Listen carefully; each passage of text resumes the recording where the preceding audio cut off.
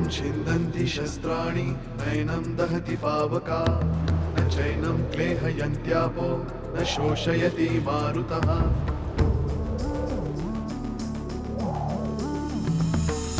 दिवसामागुणरात्र धावते सकाळ संध्याकाळ सूत्रधार जो या साऱ्याचा नामतयाचे काय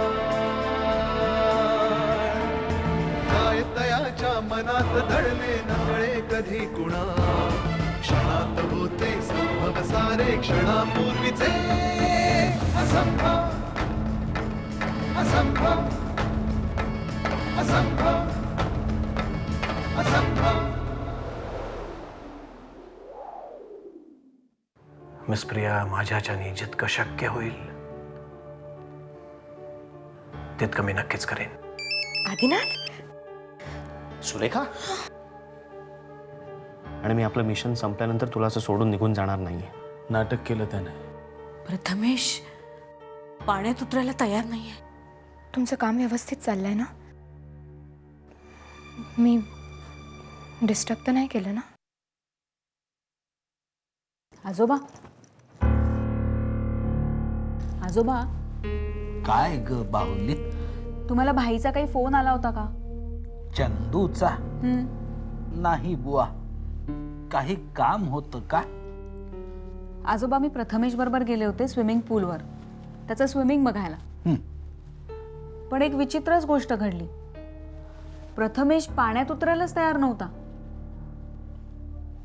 त्याची इच्छा नसेल आज। लहान मुलांच्या मनात केव्हा काय येईल हे सांगता येत नाही।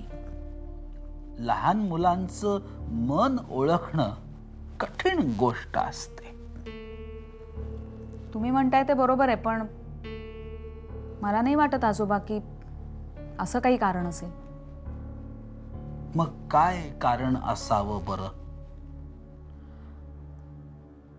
असं असू शकतं तुम्ही म्हणताय त्याप्रमाणे की प्रथमेशचा मूड नव्हता, पण मूड बदलू शकतो। आणि आजोबा, मूड नसणं आणि भीती वाटणं यात फरक आहे।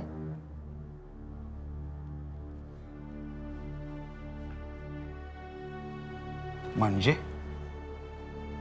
तुला असं म्हणायचं आहे की प्रथमेशला पाण्याची भीती वाटत होती? हो आजोबा, तो पाण्यात पाय ठेवायला सुद्धा घाबरत होता।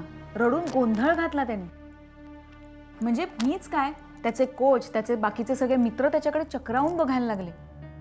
कालपर्यंत माशासारखा पोहणारा हा मुलगा आज पाण्यात उतरायला घाबरतोय। आजोबा, हे कसं शक्य आहे? म्हणजे आपण याचा संबंध प्रथमेशच्या पूर्वायुष्याशी म्हणजे मनीषाशी जोडला तर मग प्रथमेशने पोहायला विरोध का करावा? मनीषा तर चॅम्पियन होती ना? बाहुली,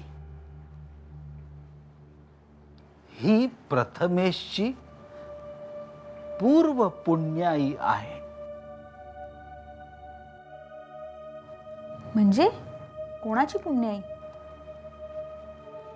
अशी एखादी शक्ती जी त्याला वाचवते आहे, त्याचं रक्षण करण्याची जबाबदारी घेते आहे। मला समजलं नाही आजोबा। जे प्रथमेशच्या बाबतीत घडलं ते मनीषाच्या बाबतीत घडलं असतं तर मनीषा आज हयात असती, तुझ्या एवढीच असती।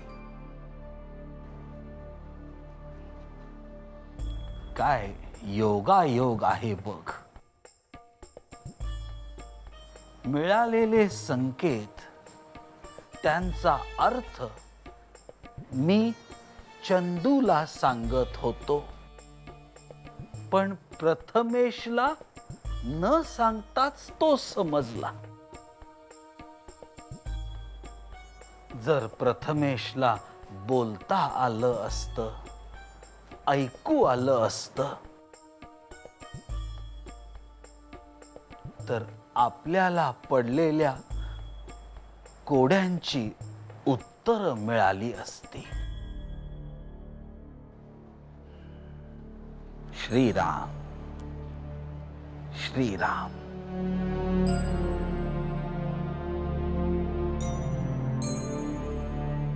मिळाला का एकमेव आधार? हो मिळाला, आणि सध्या माझ्याकडेच आहे.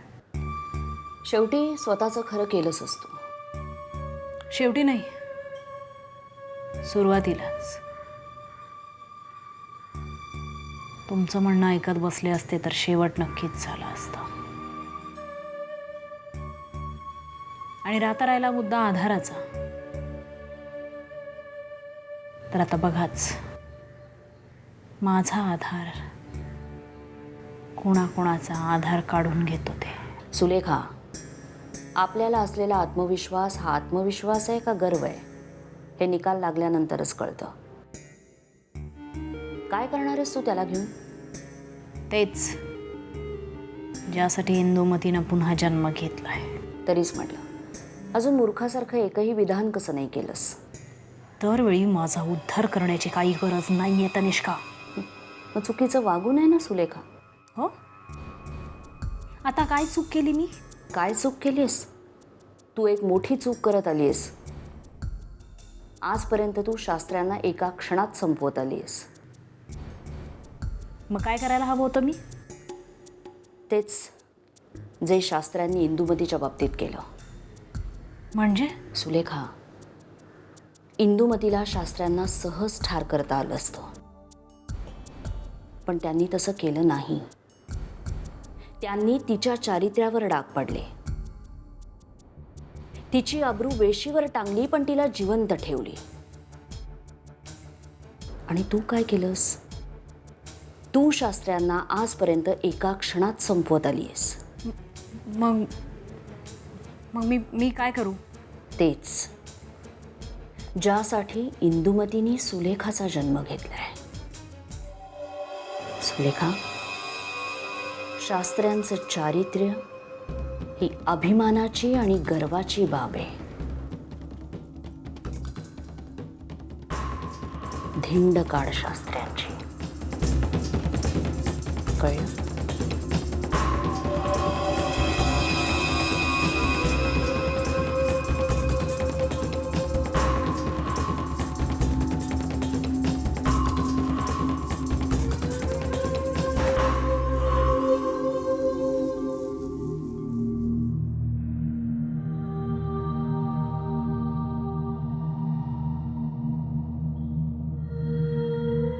शुभ्रा, शुभ्रा, काय झालं शुभ्रा? प्रिया, काय झालं? मला पुन्हा ते स्वप्न पडलं. माझं मंगळसूत्र कोणीतरी हिसकावून घेतंय. आदिनाथ कुठे असतील प्रिया? मला त्यांच्याशी बोलायचं. शुभ्रा, शुभ्रा, मला आत्ताच्या आत्ता त्यांच्याशी बोलायचं आहे प्रिया. शुभ्रा, शांत हो. डोंट वरी. आता दादाकडे सेल आहे ना त्याचा, आपण करूया त्याला नंतर फोन. हां, आत्ता आधी शांत हो पाहू. शांत हो, आपण करूया दादाला फोन. हां,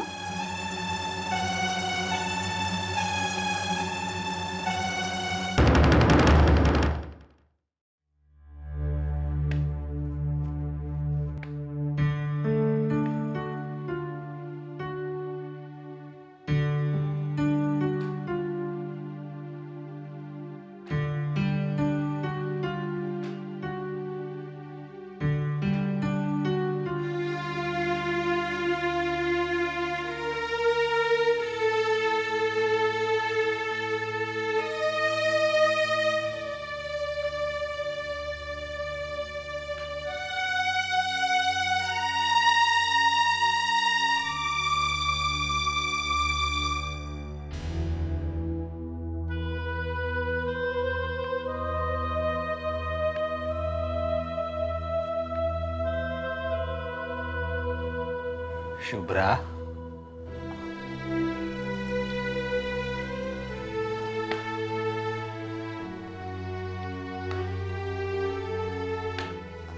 श्रीराम. काय झालं बाळा? हं? एवढा कसला विचार करतेस?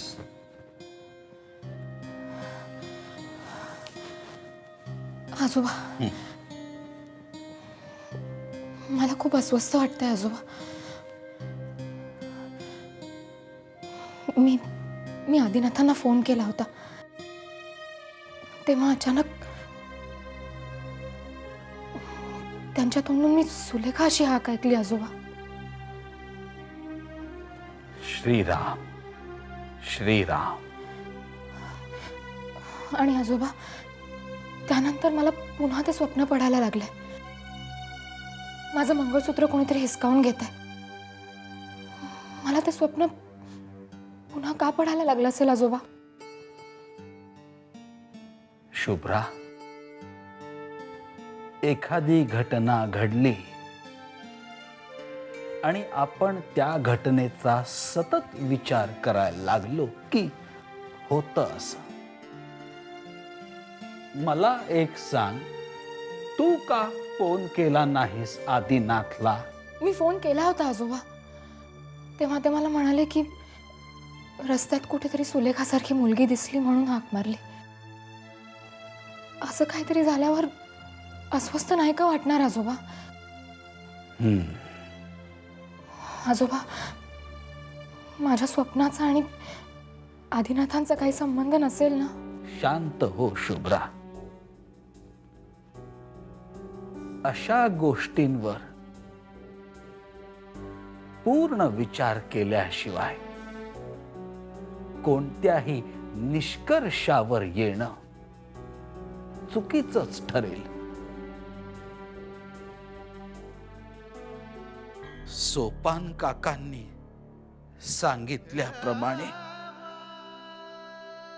एका संशयावरून महादेव दादा आणि पार्वती वहिनीचा संसार मोडला.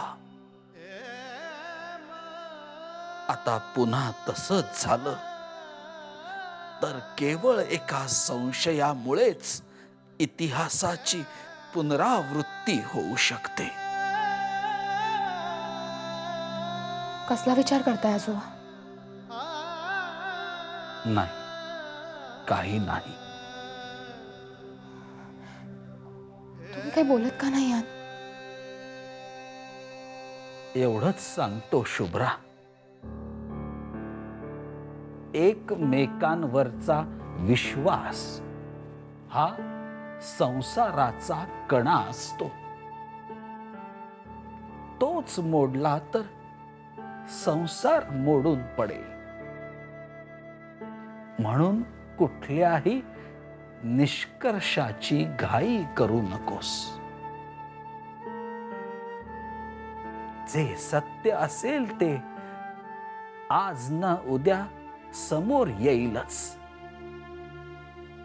पण तोपर्यंत धीर धर, शांत रहा.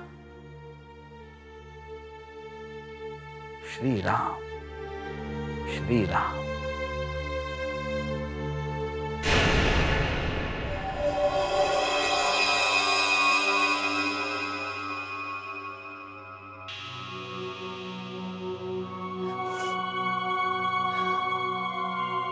सुरेखा, काय झालं?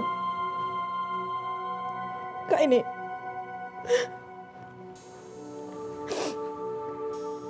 तुम्हाला काही सांगणार नाही असं? आधी आज दीचा फोन आला होता. ती सांगत होती की काही दिवसांपूर्वी घरी पोलीस येऊन गेले आणि काही माणसंही आली होती माझी चौकशी करायला. आधी दी आणि मम्मा एकट्याच आहेत ना तिथे. त्यांना जर काही झालं तर. सुलेखा,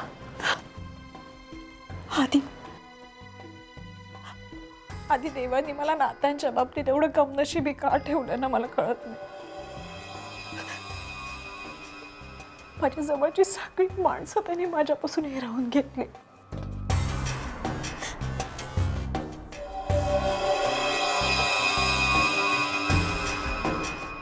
निखिल, माझ्या सर्वात जवळची मैत्रीण शिप्रा, जीजू,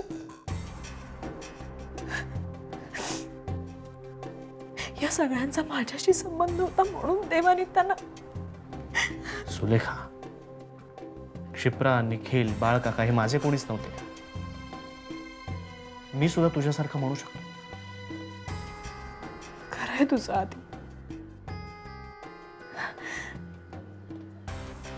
पण तुझा विचार करणारी, तुला जीवापाड जपणारी तुझी माणसं, एक कुटुंब आहे तुला,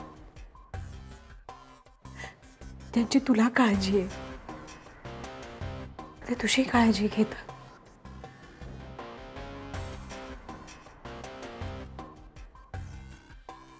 तुझी काळजी कोणालाच नाही असं म्हणायचं का तुला? तसं असेल तर हा तुझा गैरसमज आहे. तू बेपत्ता झाली होतीस तेव्हा पूनम काकू किती अस्वस्थ झाली होती माहितीये तुला? तिला माझी खूप काळजी आहे रे, आणि तिने मला खूप शोधण्याचाही प्रयत्न केला असेल मला माहिती. पण आधी मला तिची इतकी काळजी असूनही मी काही करू शकत नाही रे. नाही दीसाठी, तर नाही मम्मासाठी.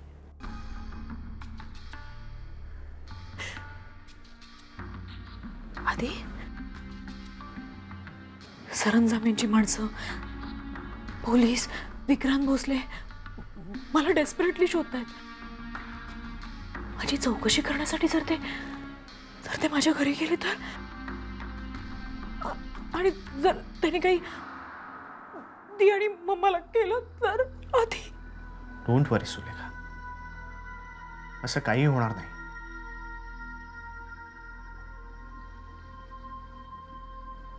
आपला प्लॅन सक्सेसफुल होईपर्यंत मी पूनम काकूला आणि ममाला आमच्या घरी राहायला सांगतो. मी बाबांनाच फोन करून सांगतो त्यांना बोलावून घ्यायला. Don't worry.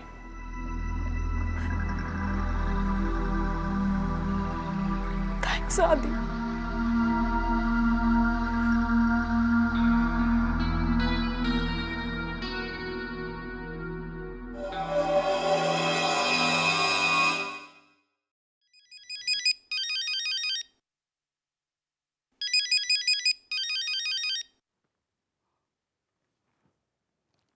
हॅलो बाबा, आधी बोलतोय. हां बोल आधी. कसं आहेस रे? सगळं व्यवस्थित चालू आहे ना? हां मी ठीक आहे. बाबा मला एक महत्त्वाची गोष्ट सांगायची आहे तुम्हाला. काय झालंय आधी? झालं नाही आहे, पण व्हायची शक्यता आहे. माझ्या मागावर असलेली माणसं मला शोधण्यासाठी काही करू शकतात. आधी मला वाटतं की त्याची सुरुवात झाली. म्हणजे? अरे स्वप्नील आला होता. त्याला कोणीतरी जनार्दन पाटील म्हणून माणूस आहे, त्याने काहीतरी बाईकवरून पाडलं खाली. काय? आणि मुख्य म्हणजे तो तुझी चौकशी करत होता. मी त्याला सांगितलं की तू सगळं सोड, बाकीचं काळजी घे आणि इथे येऊन राहा आमच्या बरोबर. अशीच एक गोष्ट आहे. सांग. बाबा, पूनम काकू आणि मामा दोघीच असतात घरी. त्यांच्याही जीवाला धोका आहे. तुम्ही त्यांना घरी बोलावून घ्या ना काही दिवस. माझ्यामुळे उगाच त्यांना त्रास नको. Yes, you are right. मी करतो ते, आणि बाबांच्याही कानावरती घालतो. तू काळजी करू नकोस कसलीही. आणि आधी मधून मधून फोन करत जा रे, बरं वाटतं जरा. हो बाबा. बाबा, घरी सगळे कसे आहेत? सगळे ठीक आहेत, अजिबात काळजी करू नकोस. बाबा, शुभ्रा. मग एक मिनिट थांब, होल्ड कर, मी तिला देतो फोन. नाही बाबा, मी तिला नंतर करतो फोन. अरे ओके, ठेवतो मी फोन. बाय. काळजी घे रे.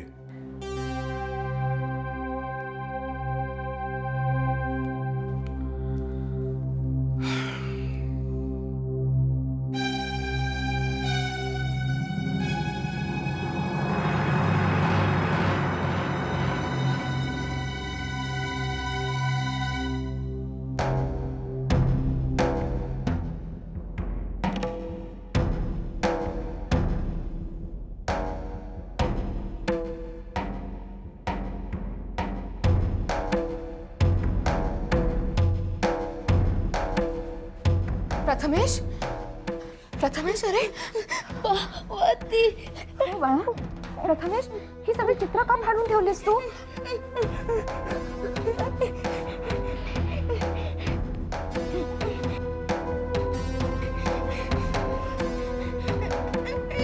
प्रथमेश, अरे हे प्रथमेश, हे काय आहे?